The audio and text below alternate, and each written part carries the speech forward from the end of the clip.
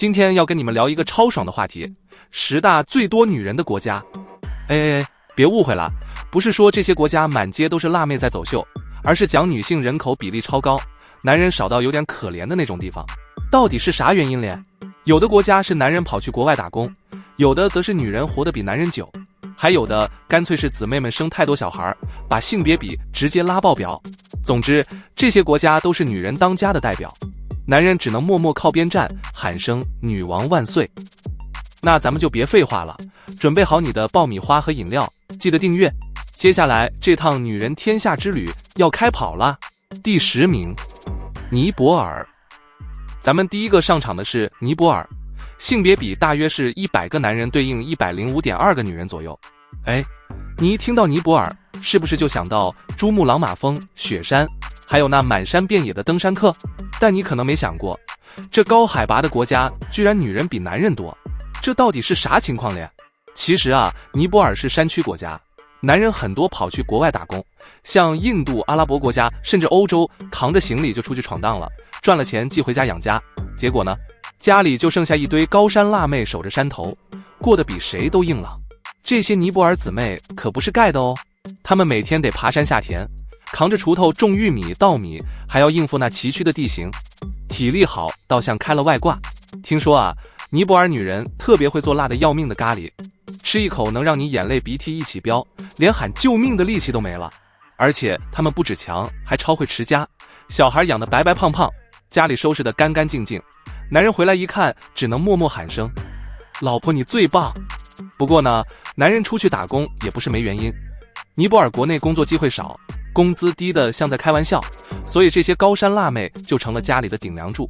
尼泊尔的女人还特别有信仰，每天忙完农活还会去庙里拜拜，祈求平安顺遂，连神明都得给他们几分面子。男人呢，可能在国外搬砖搬到腰酸背痛，回家还得听老婆指挥，日子过得有点悲情。不过也因为这样，尼泊尔的女性比例硬是比男人高出一截。第9名，拉脱维亚。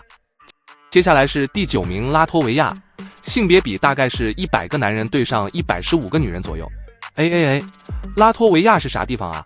你可能有点懵，它就在波罗的海边上，跟爱沙尼亚、立陶宛并称波罗的海3小国，人口才200万不到，但女人就是比男人多出一大截。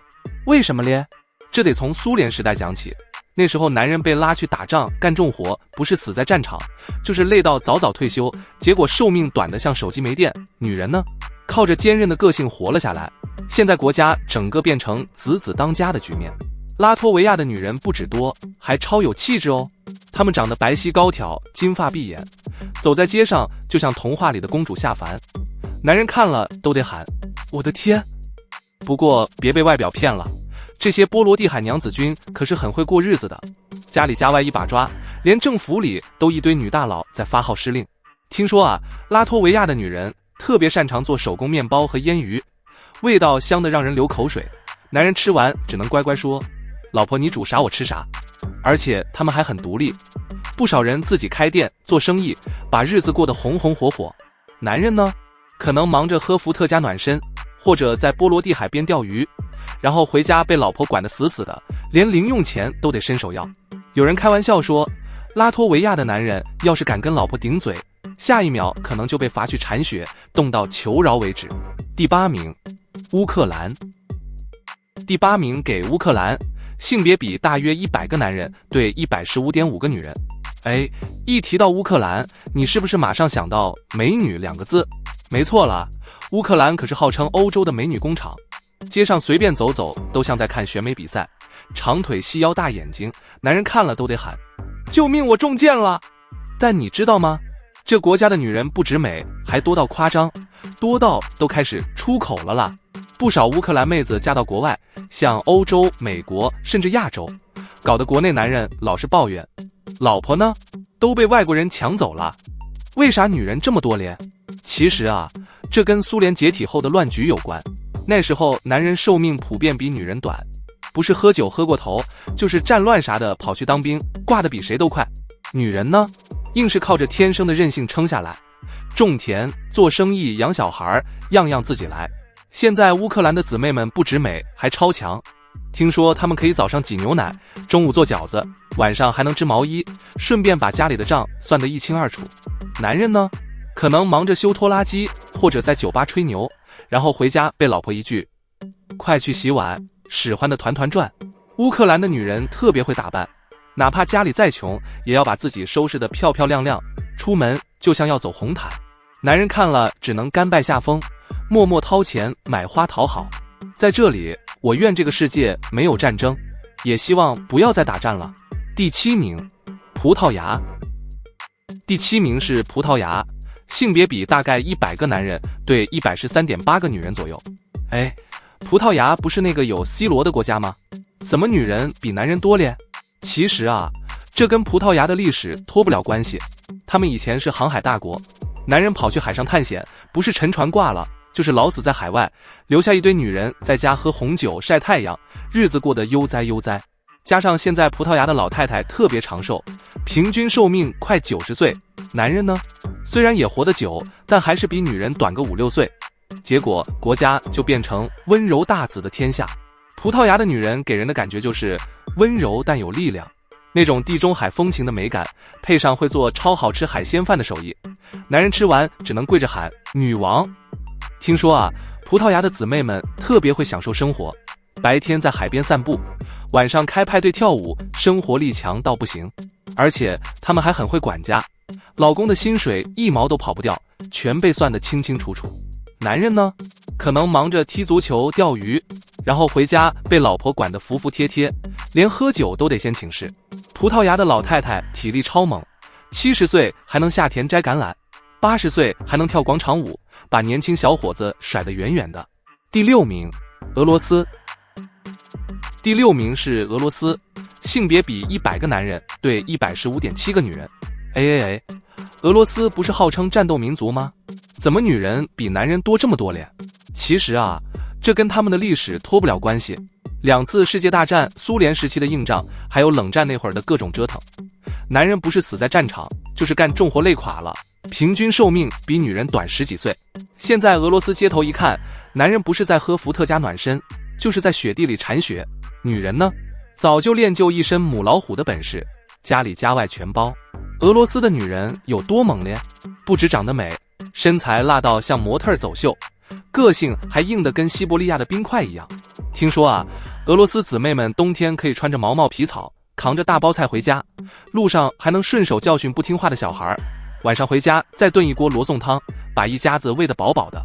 男人呢，可能忙着跟熊搏斗，或者在酒吧吹牛，然后被老婆一句快回家叫得跳起来。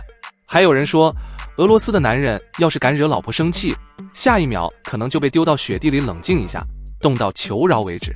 而且俄罗斯的老婆婆特别长寿，70岁还能跳哥萨克舞，80岁还能下田种土豆，搞得年轻小伙子都得喊前辈。第5名，爱沙尼亚。第5名给爱沙尼亚，性别比大约100个男人对116.5个女人左右。爱沙尼亚是啥地方啊？听起来有点陌生，对不对？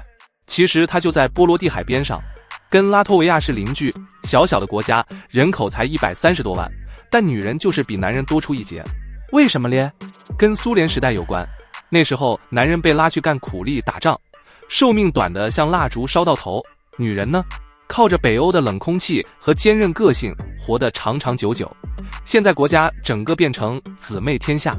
爱沙尼亚的女人给人的感觉就是低调但超能干，她们长得白白净净，像北欧童话里的精灵。但别以为她们只会绣花织毛衣哦，听说爱沙尼亚的姊妹们特别会搞科技，这国家可是欧洲的数位小巨人，连投票都可以上网搞定。而这些高科技背后，很多都是女工程师在撑场面。男人呢，可能忙着钓鱼喝啤酒，然后回家乖乖听老婆指挥，连手机密码都得交出来。爱沙尼亚的女人特别爱唱歌跳舞，听说他们的民俗合唱团里90%都是女生，唱起歌来像天籁，把男人的低音压得死死的。男人听了只能默默鼓掌，回家还得帮老婆洗碗。第4名，日本。第4名是日本，性别比大约100个男人对111.5个女人，女性占2%多一点。日本不是那个男人天下的国家吗？怎么女人也比男人多了？其实啊，这跟日本的老龄化有关。日本人超长寿，尤其是女人，平均寿命快90岁。男人呢，虽然也活得久，但还是比女人短个5、6岁。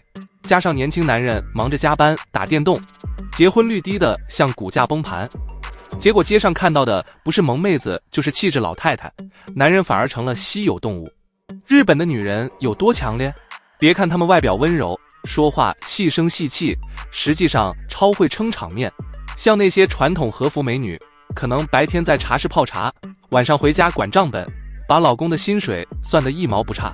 还有日本的老婆婆，70岁还能种稻米，80岁还能跳盂兰盆舞，体力好到让年轻人想喊前辈。男人呢，可能忙着看动漫玩手游，然后被老婆一句吃饭啦叫回家，乖得像小学生，连零用钱都得伸手要。日本的女性比例虽然不算太高，但她们的影响力超大，连政府都开始推女性经济学，想让姊妹们多出来工作。听说啊，日本的女人还特别会做便当，一个便当盒能塞满10种菜，老公带去公司吃得眉开眼笑。第3名，摩尔多瓦。第3名给摩尔多瓦，性别比大约100个男人对117.8个女人，女性占5成5强。摩尔多瓦是啥鬼地方啊？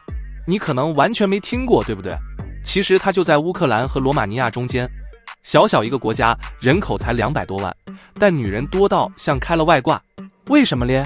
听说啊，摩尔多瓦的男人特别爱跑出去打工，像去俄罗斯、欧洲当劳力，赚了钱寄回家，结果国内就剩下一堆姊妹当家，连种葡萄酿酒都靠他们。摩尔多瓦的女人不止多，还超有个性，她们长得有点像乌克兰妹子，白皙又有气场，但生活力强到不行。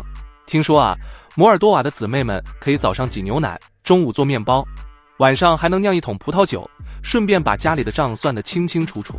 男人呢，可能在国外搬砖搬到累瘫，回家一看，老婆已经把村子管得像模像样，只能默默喊声女王万岁。还有人说，摩尔多瓦的男人要是敢跟老婆吵架，下一秒可能就被罚去葡萄园干活，累到没力气说话。摩尔多瓦号称欧洲的葡萄酒之乡，而这些酒大多是女人酿出来的，男人喝了只能竖起大拇指说，老婆你太强了。第2名，波多黎各。第2名是波多黎各，性别比大约100个男人对118.2个女人左右。波多黎各不是美国的那个小岛吗？怎么女人这么多咧？其实啊，波多黎各虽然是美国领土，但它有自己的特色。